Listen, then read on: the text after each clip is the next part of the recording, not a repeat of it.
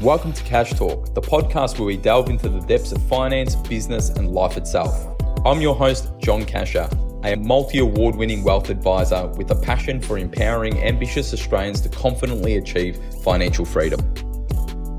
Hey everyone, before we get started, this is a quick reminder that everything in this podcast is of a general nature and nothing has been tailored to your personal circumstances. So please seek personal financial advice before acting on this information. Welcome back to Cash Talk, and today I'm joined by Mason. Mason, how are you, man? I'm good, thanks, mate. Yourself? Yeah, not bad. We've got end of the footy season, pies on top. I can't complain. Well, how's those Bombers going, mate? Let's just move to the next topic, I think, mate. I'm a bit depressed at the moment.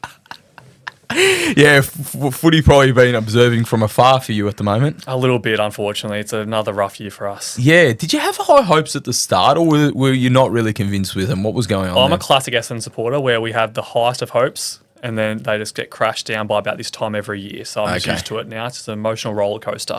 Did you see progress?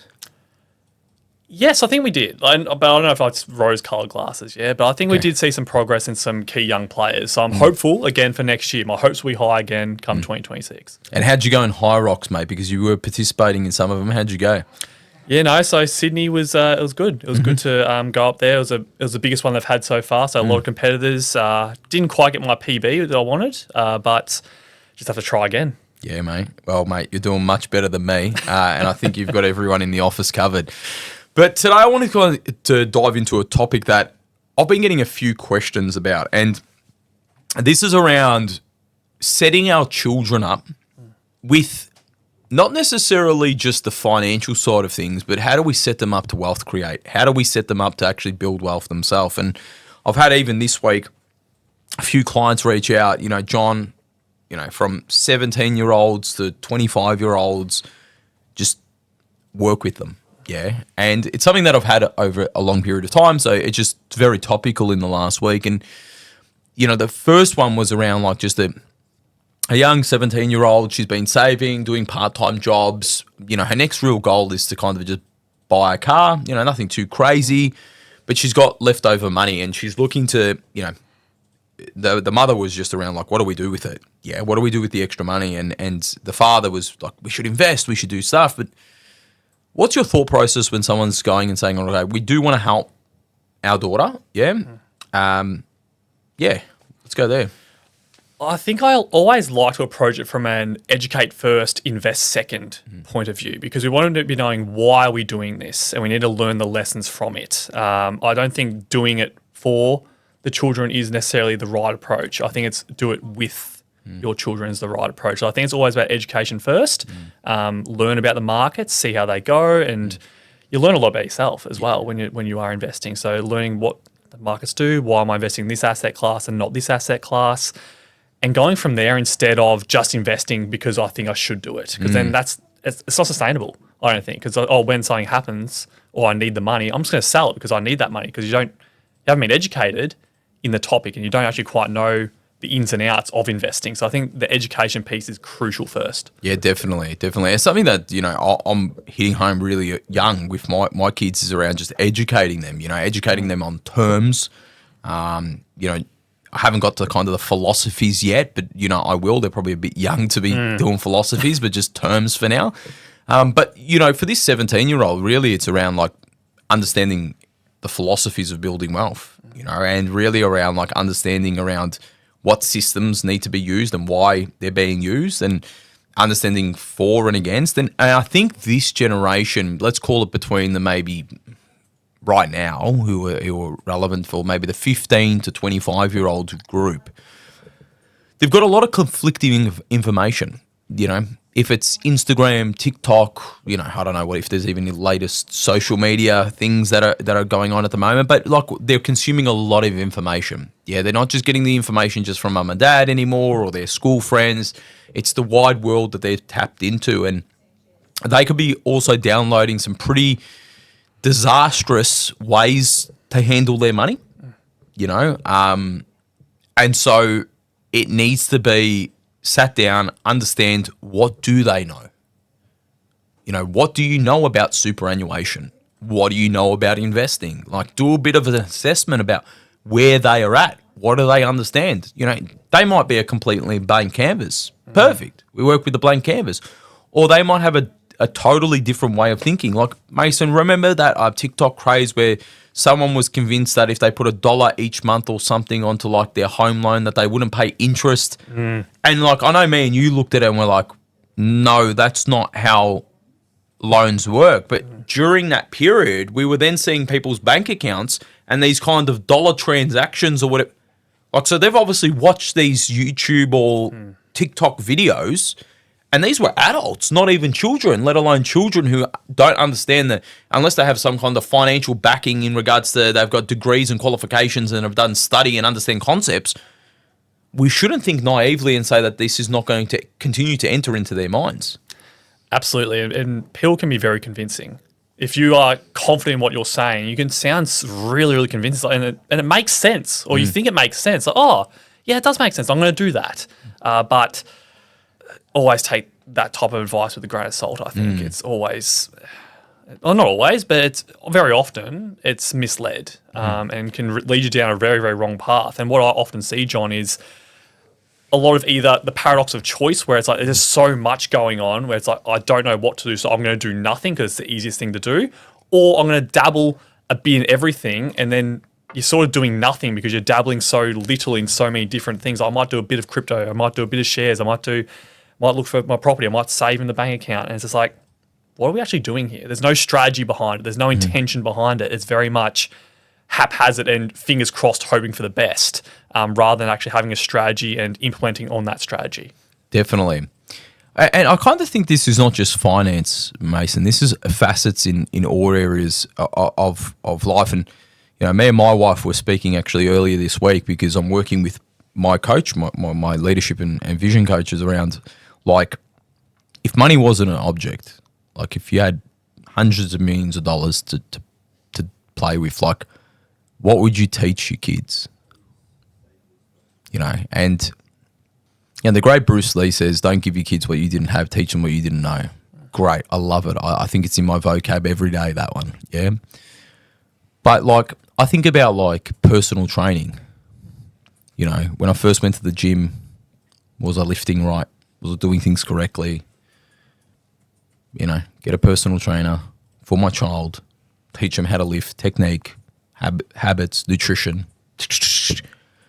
Like, what's the compounding effect of that? Like, you know, and that's what we're talking about. Things like that like maybe not necessarily that are in the classroom, but they're being distorted out of the classroom. You know, because there's so many different techniques and what I should do, like fitness, blah, blah, blah, and everyone has these different philosophies. Go see a nutritionist. Get a proper, understand what's good for you and the fuel that's in your body. I know you take health very seriously. Like, my kids' health is, you know, really up there in regards to obviously number one, number two things in regards to what we want for our family. So, you know, we were talking about like, we want to execute on like knowledge for our children in specific areas if money wasn't an object. Like, you can buy so many cars, you can go on so many travel. I was speaking to another client before around like, if you travel so much, it becomes like nothing. You know, and you don't have that experience. Well, the kids are going to have the same thing. Like, that specialness of traveling as a family is what we want to do. So when money's not an object, and I'm saying you got a lot of wealth,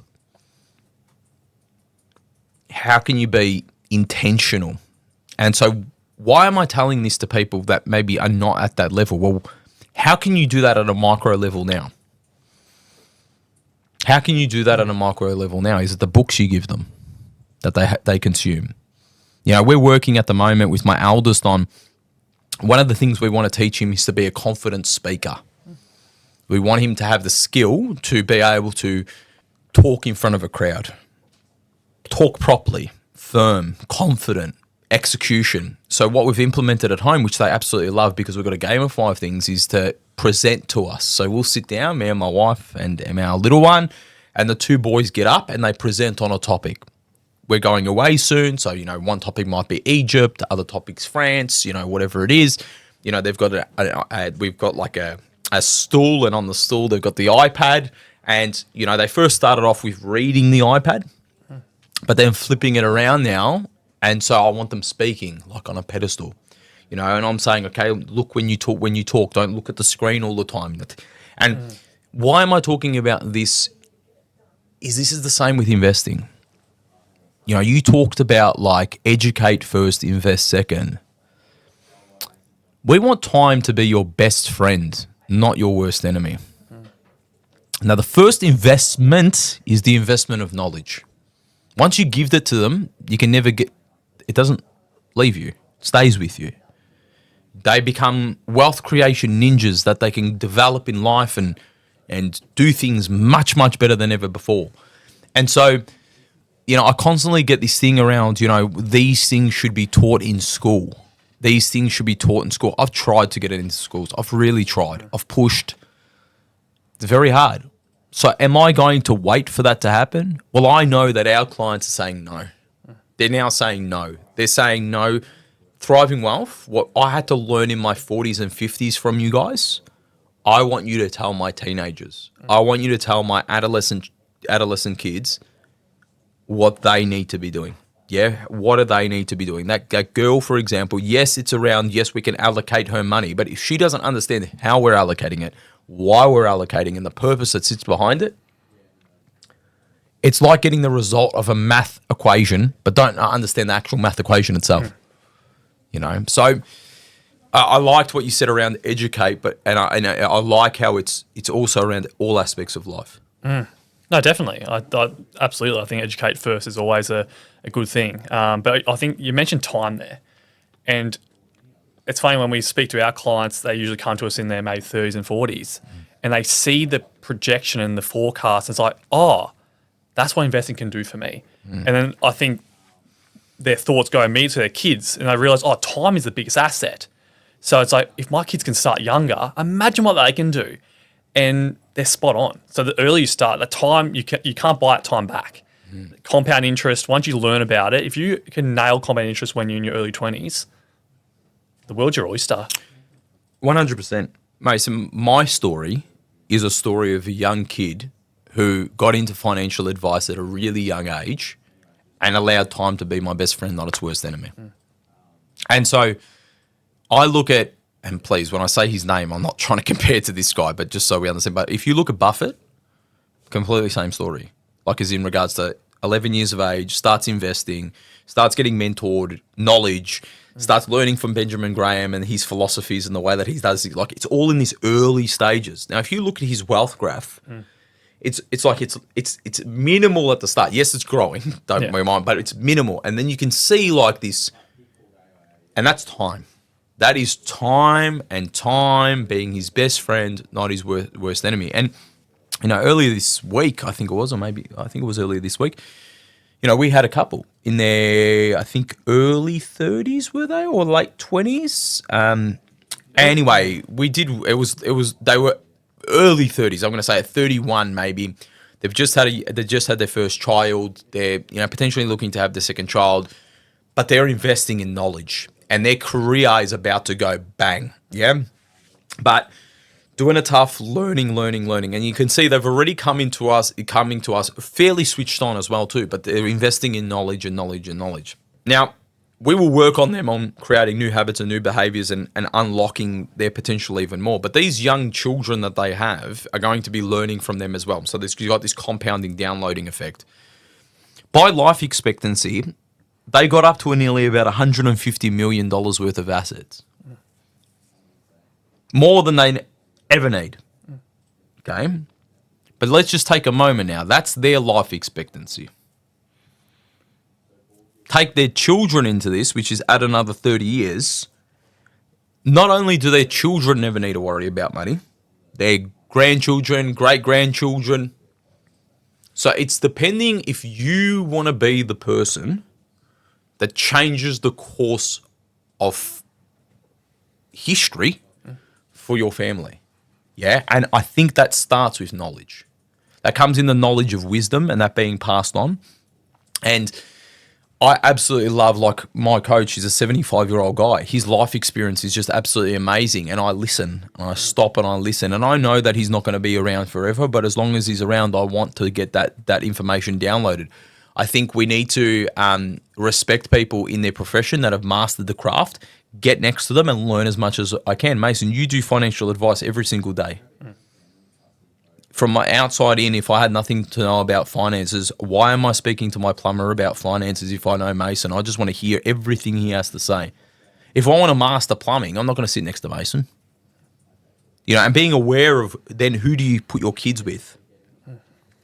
So then once we do that and they're invested in knowledge and they're learning and they understand the craft of finance and the philosophies that sit around them, then the second part is around, like Mason said, do we do it for them? Do we do it with them? Or do they do it on their own? Okay. And there's for and against for all of this. Yeah. I'll let you continue what you were saying about this topic before I add to it, because you were talking about doing it with them, not for them. So speak to me, elaborate a little bit more why. Yeah, so I think doing it with them, you can both learn from each other. You can learn from lessons from each. So obviously, as a parent, you probably have a bit more experience with just life in general. I know my 20s, I wanted to travel, I wanted to buy a car, I wanted to save for a house, all these different conflicting goals. You've been through that. You can help guide your children through this along with investing. So doing it with them in that regard, I think is really, really important. But making sure that it actually is your child's money, because they know they're going to value that dollar a lot more than your dollar because they've earned that money. It's like, I've earned that money, I'm going to invest it, I'm putting that money away for future me. And I think that's really powerful. Whereas if my parents gave me $100 to invest, that's fantastic. I don't value it as much because I didn't earn that money. It's like, my parents gave me that, they're going to look after me. It's somewhat like an early inheritance in a way. Yes. You don't value the money quite as much. So I think doing it with is so crucial. But doing it by yourself, I think there's benefit in that too, because you can learn from your mistakes. And I know for me personally, I did it by myself. I made some terrible mistakes early on, but they've stayed with me and they've been the biggest drivers for me where I am now because I've learned from those mistakes. Yeah, I wish I didn't make them, but if I didn't make them, I wouldn't have learned from them. So you can't regret it completely. But that's where I think doing it with someone is perhaps the most preferred option. Yeah, I think it is. I think because you got their passing down of the wisdom, like you said, the kind of like the analogy I use or the saying I say, which is don't trip over someone else's logs. Like if someone else has tripped over them and you know that the log is there, don't trip over it. And that's what the parent can have with the child. Yeah, hey, we're in this together. Let's do this. Let's get you to your goals. Let's get you to these milestones together. This is where I'm going to contribute, both through knowledge and potentially financially. But this is where you're going to hold up your end of the bargain. And we're going to keep each other accountable. Because if you don't do it, I don't do it. That's how it works, okay? Because you need to be the driving force and I'm keeping you accountable and making these things happen. Okay. Where it comes into this as well too is around how much they're with you. Because is it really done for them? Give you an example. $100,000 deposit for a house. The kid's chipping in 10 grand and they're chipping in 90. Okay? Now, everyone's situation's different, but is that really with you? I pose that question to you, Mason. And obviously depends, but when you just think about it. I don't think so. Yeah. I don't think so. I think that's doing it for them. And great, you're in that position, you can do that and you can help out. The property ladder is something that's getting harder and harder to get upon. I understand a parent wanting to help, but are we really helping? Yes, we're helping in one way, but is that really setting them up though? Well, so I'm going to put another caveat to this, and this is where I want the light bulb to go off a little bit. But let's say that kid was learning off you, like Daniel's son, wax on, wax off, learning, understood concepts, understood finances, managed their money well, had a massive work ethic. They were doing everything right. And for all of that effort, you rewarded them not with 50,000, which was your 50, you made it 90. Does that change the story? yeah, I think it does. I think, and no one's going to know your child better than you. So if you think your child's done the things and think they've learnt the lessons, then I think that's very different. But if they haven't learnt the lessons and you've just given them $9,000 to help them and be with them, I think it's very different. Because you're not rewarding the effort, so it's just reward, no effort. It's like you've just woken up today. Here's 10 grand, for waking up and I don't know, doing your bed. If that's normal, why reward it? Yeah. It's not to say that I don't want my kids to wake up. I just had a moment there. Like, obviously, it's the blessing that they wake up every single morning, and God, thank you for that. But well, you know what I was getting at. Like, you shouldn't be just normal things that you do. Yeah, needs to be extra. But what's interesting is around, don't spoil them. Don't entitle them that they expect this with no effort. And they also need to have the knowledge to be able to build and manage money. Okay, build and manage money. So when we talk about the done, like just do it for them, they're not learning anything. And I'm going to use a conversation I had yesterday that I was speaking to you earlier this morning about. So I had a call from a lady. She's 93 years of age. Okay, she's widowed. Her husband's passed away a few years ago, and she's got $8 million in the bank. She's got 2 completely paid off investment properties, and she's living in a nice, beautiful home. She's got 2 adult children, in their 50s, and she's really concerned because one of the children always puts her hand out, and the son is not good with money. And she's really concerned. She's talked about estate planning and all of that stuff, and, she's done all of the structures that she needs to do legally, so it's not an estate planning problem, it sounds like. Anyway, I kind of made sure she reviewed that. However, my recommendation to her was, I need to sit with you and your kids. So I'm not just talking about 15-year-olds here, am I? Yeah. Her real concern is they're going to inherit everything that her and her husband built over many, many years and worked really, really hard to get to. And she is super concerned that this is going to be like the Tats Lotto event where they just get this money and they blow absolutely everything. And I was speaking to her, and there was clear no showing of how they built it. There was no communication around how they manage it, how they do what they do. We need to indoctrinate our kids on what they need to do to build and manage wealth. Because we can't expect them to build and manage wealth if we have not taught them. And if we have not taught them, where are they learning it from? Because they need to learn how to build money and they need to learn how to manage money. Where are they getting it from? And if they're not getting it from someone who has their best interest in heart, a professional, even if they're getting it from you, well, what are your habits? What have you done wrong? And have you been downloading on your kids? One of the first things I say to people when I'm working with them is around, we're going to identify your mindset, what you're doing well and what you're not doing well. And what you're not doing well, you need to be aware that your children have been observing you up until this point. And I can see the very, very important. When in England, for example, when the child is known to be king, and even the children after them, they are indoctrinated on the process of what's required to be king from the day they're born. If you want these values and you want these skills, start as early as you can. Okay, start as early as you can. So knowledge as early as you can is very important. When it comes to the investment sides of things, do it with them is the preferred method, not for them. And I'd also argue, if you're in a spot, don't let them drown either. Because the gap between the wealthy and the poor is getting wider and wider and wider. And as it's getting wider and wider and wider, you can be in a situation where the family has all of the wealth, let's call it the matriarchal or the patriarchal family, the one that sits above, from an age perspective, and that kid is struggling really bad. They're going through the usual stuff, the mortgage, the kids' education, all of that stuff. I'm working with a family right now on this, is around how do we reward the effort?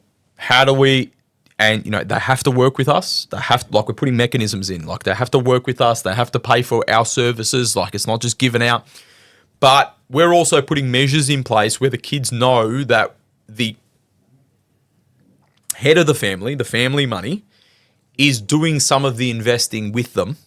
They're investing for maybe their ultra long term themselves and some of their short term needs, but some of the medium term needs are being addressed by the family above. For example, the education costs for the kids that are likely to come.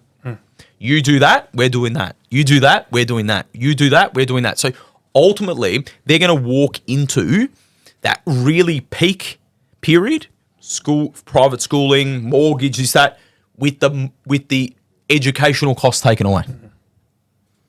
Okay, cool. Awesome. But they've got to do that, and that for that to happen.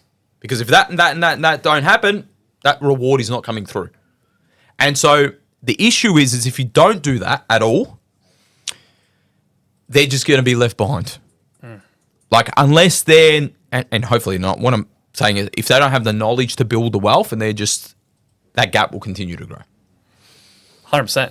And it seems like to me, it's the key things are time, consistency, and open communication. Yes. Which I think that last one's probably the hardest. Money's such a taboo subject. No one talks about it. I know it wasn't talked about in my house. I had to learn everything myself. And I think I'm not alone in that. I think that's most families. I'd say 9 out of 10. I think we need to break this mold. That's what we need to break, because the more we talk about it, the more it becomes known, and it's just like, yep, the family earns this, we allocate money here, and the more open you are, you don't have to stress out your kids with it, like, oh, this is the mortgage, we're really stressed. It's not like that at all.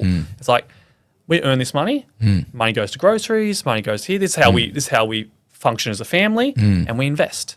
Why do we invest? Because we want to build wealth for you guys and us long term, and just learning these key concepts. And the more conversations you have like that, I think it's just the better, really. I think the more open and we just know that it's like, oh, dollar and like why mum and dad go to work. That's why they go to work, to make the money, to do the things. We can't be at home all the time because we need to do these things. Mason, I get that a fair bit from the opposite end. You're so open in your communication with your kids. Yeah. Aren't you scared that they're just going to go around the schoolyard and tell everyone what they've got and whatnot? Before I answer that, what my view is, what's your thoughts about, like, even what me and my wife are doing with our kids? What do you observe? That's a good question. I haven't had any of that feedback, I must admit. But just thinking about the top of my head now, I think kids are more perceptive than you think. I think they know what conversations are family conversations a lot of the time. From my experience, and from my own family, I know what to talk about and what not to talk about as well.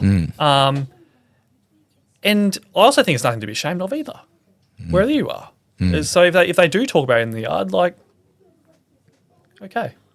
Yeah, I think wealth with humbleness is key, and gratitude. You know, we pray every night and we're grateful. Like, in our prayer is around, we are thankful for everything that we've been given. Like, it's a part of our process of gratefulness and humbleness. It's not cockiness. It's not, hey, look what I have that the other person doesn't have. That's very important, because you're not building kids that are like, look at me. You know, there's this kind of, you've got the open communication, you've got the knowledge being passed down, you're sharing in the wins, you're sharing in the mistakes. Mate, when I have an issue or I have a mistake, my kids are the first ones to hear about it. Because I don't want them to just think it's just roses. Ooh, we've got a new car. Ooh, we've got a new house. Ooh, we're going on holidays. No, I've had a bad day today. This what happened. This is what's happened. Things weren't roses. You know, my eldest, for example, is like, Dad, is everything all right? Like, yeah, we're all right. This is the way we manage it. This is the way we get through. This is why we've got to do what we do, and this is why you do that. And you're right, communication is key. But just values, you know, values, that to understand that everyone's in a different position and you're not better than that person or lesser of that person because of what they have in their bank accounts. And so if we're passing down not just wealth, and we're passing down knowledge and values and all of those things, I would like to think that we're doing things well. I would think that the opposite of the closing it, and I've seen, we just talked about a story where they haven't now, and now they're trying to unravel it at 93. We need to be focusing for these kids around that knowledge, those values and those conversations, then working with a professional to invest properly.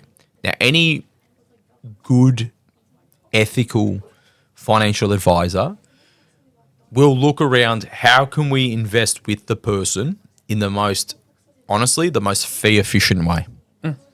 Because a lot of the clients that we'll work with on this, remember we're working with them. Yeah. So when we're advising the head family, we're really advising the family. Yeah. Yes. There's just additional costs that come through with, let's call it a separate strategy. And in some of these cases, we're setting up these children's investments in a family trust that's a part of a bigger group. Yeah. Now, don't get me wrong. There's like micromanaging, certain investments. But I think that when you talk about like investing at a really micro level, let's say you're not seeing a financial advisor, the knowledge, the values, the habits, starting super small might be super small to you, but for them it's big, just starting $50 a month, whatever it is, getting into those habits to understand if you're investing in the stock market around volatility, income going in, going out, the paperwork that you get at the end of the year and what you need to do with it. And as early as you can, getting these fundamental core knowledge pieces is, I believe, more crucial than the investments they pick. 100%. You want it to be just a new normal. Like we brush our teeth twice a day, we invest. Yes. As simple as that. It's just a habit, isn't it? Yeah. It's all it has to be. It doesn't have to be more complex than that. Yeah. It's like, this is what we do. We do not accumulate bad debt. Yeah. Like, that's the other one I'm really conscious of, as much as investing and systems and whatnot, is remember that companies are making it super easy for you to acquire their products and their solutions. We didn't grow up with Afterpay, buy now, pay laters. There was probably lay-by, which kind of was similar, but not really. It's so easy to get available to microcredit. I'm not going to say big credit, microcredit.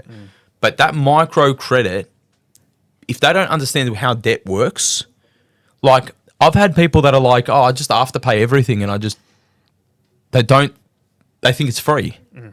Nothing's free in life. Like how does Afterpay, like how's it worth what it's worth if it's earning no money? So obvious to us, not obvious to them because they haven't been taught it. Yeah. And credit cards is another one I get. Oh, yeah. They get a credit card and they'll have savings of 50 grand in a bank, let's just say 50 grand in a bank account, but they've got 40,000 owing in credit cards. They're paying 20% interest on these credit cards and they've got money in an account. Like, and this is not just kids. We're talking about if they don't understand it now and they just form in life, well, how much on compounding? I was working with a client the other day with one of our advisors and they thought they were pretty switched on. So they were confident. Yep, we got this. We know what we're doing, blah, blah, blah. I had a look at their stuff. I just had to kind of zoom in a little bit with this advisor. I went in to just look at something because something popped up that I didn't like with how all their contribution patterns were happening. We found in the next 10 years, $150,000 in tax saving. Now that's great, but these people are 50. So that issue, how long has it been happening for? Yeah. And so that might have been happening for 20, 30 years, for example. But they were completely unaware of it. Completely unaware of the issue.